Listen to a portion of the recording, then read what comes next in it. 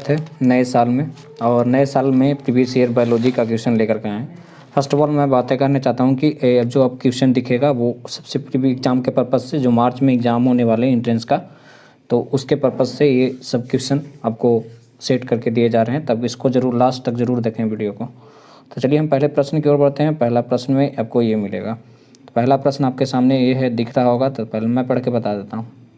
रतौंधी किसकी कमी के कारण होता है? विटामिन ए के कारण, विटामिन बी के कारण, विटामिन सी के कारण कि विटामिन डी के कारण?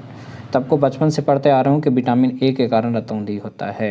ए, जिसमें आँखों में सूजना, दिखना बंद हो जाता है और उससे बहुत सारे इफेक्ट होते हैं, जिसमें अगर इसका निजात चाहते हैं तो आपको विटामिन ए का सेवन करना पड़ेगा। जैसे मल्टीविटामिन खाइए तो उस तरह से आपको सारे शरीर में ऐसे होते हैं मल्टीविटामिन में, उसमें मल्टीविटामिन टैबलेट भी आते हैं। तो मल्टीविटामिन टैबलेट खाने के लिए आपको एक मार्केट में जाना पड़ेगा, मार्केट से वो परचेज करना पड़ेगा।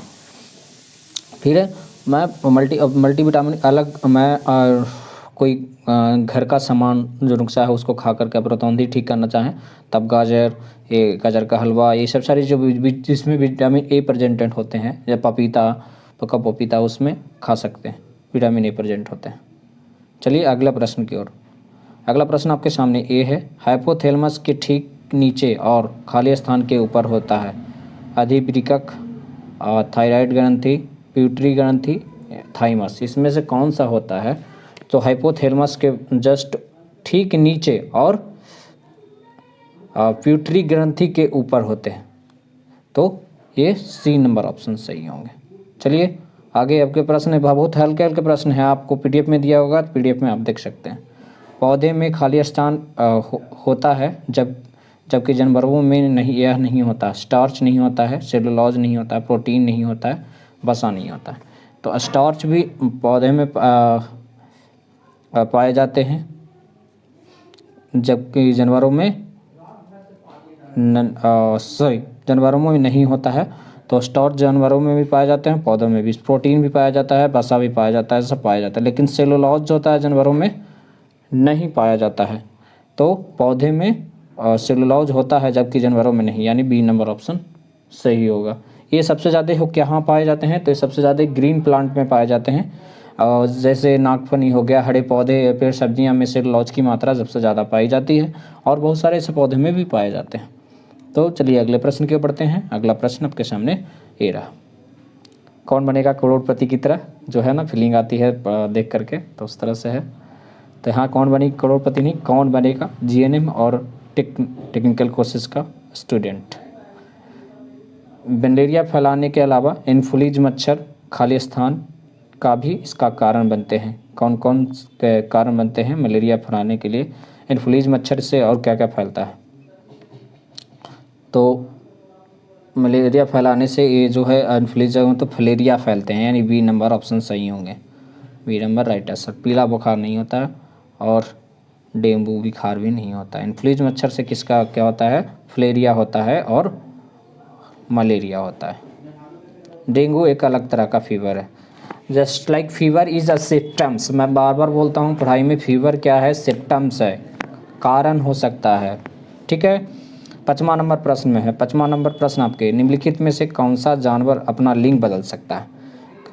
कौन सा ऐसा जानवर है जो अपना लिंग बदल सकता है? यानी मेल है तो वो फीमेल कर सकता है, खुद से अपना बदल सकता है। तो ग्रहिए, नेरिस, ये घोंघा जो है अपना लिंग बदल सकता है। जैसे अभी मेल है तो फीमेल हो सकता है और खुद फीमेल बन सकता है। रिप्रोडक्टिव सिस्टम को साथ लेकर के ये फीमेल हो सकता है।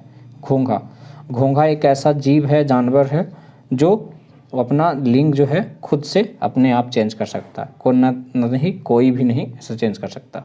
चलिए आगे बढ़ते हैं। देखिए आगे प्रश्न में ये है, पारा दूषित जल में रहने वाली मछली खाने से होने वाले रोग का नाम बताइए। पारा दूषित, जैसे दूषित जल में रहने वाली मछलियों को खाते हैं तो कौन सा रोग हो जाता है? हिरोशिमा प्रकर्षण, ब्राइटस डिजीज, ये भी नहीं होगा, इसमें से कोई नहीं। तो ये इसमें से कोई भी नहीं हो सकता। मिनीमता रोग जो पढ़ते हैं, ये जो है गंदा पानी वाला ये सब खाना खाने से क्या होता है? मिनीमता रोग होता है। चलिए इस तरह से होते हैं। यानी बी ए नंबर ऑप्शन सही होंगे, मिनी मत रहो। आगे है एक पॉलीपेप्टाइड जिसमें लगभग 50 से अधिक अमीनो एसिड होते हैं उसे क्या कहा जाता है?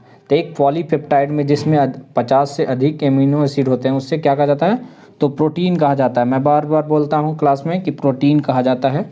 अगर पॉलीपेप्टाइड में लगभग 50 से ज़्यादा अमीनो एसिड पाए जाएंगे तो उसे प्रोटीन कहा जाएगा। तो ए नंबर ये ऑप्शन मैं करेक्ट चूज करके बता दिया। सबसे बुद्धिमान स्तनपायी का नाम बताएं। क्या है स्तनपायी का नाम? सबसे बुद्धिमान स्तनपायी, व्हेल भी स्तनपायी है, डॉल्फिन भी स्तनपायी है, हाथी भी है, कंगारू भी है। तो सबसे बुद्धिमान इसमें कौन है? तो बुद्धिमान जो है डॉल्फिन होता है, चालाक बहुत होता है डॉल्फिन, ठीक है।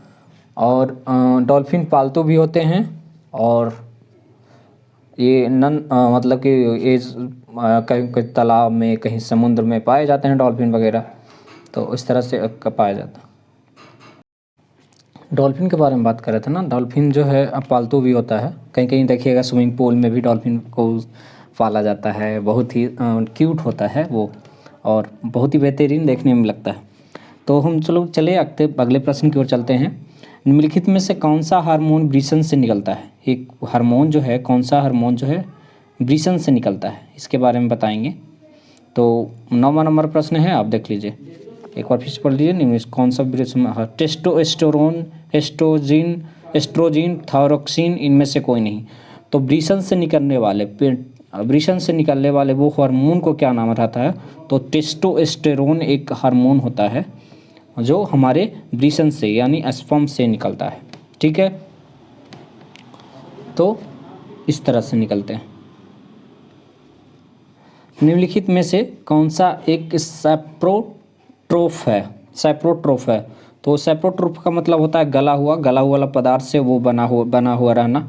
तो इस तरह से तो सैप्रोट्रोफ से कौन बना हुआ था? कबूतर बना हुआ था सैप्रोट्रोफ से? नहीं। मशरूम भलक बना होता है सैप्रोट्रोफ से।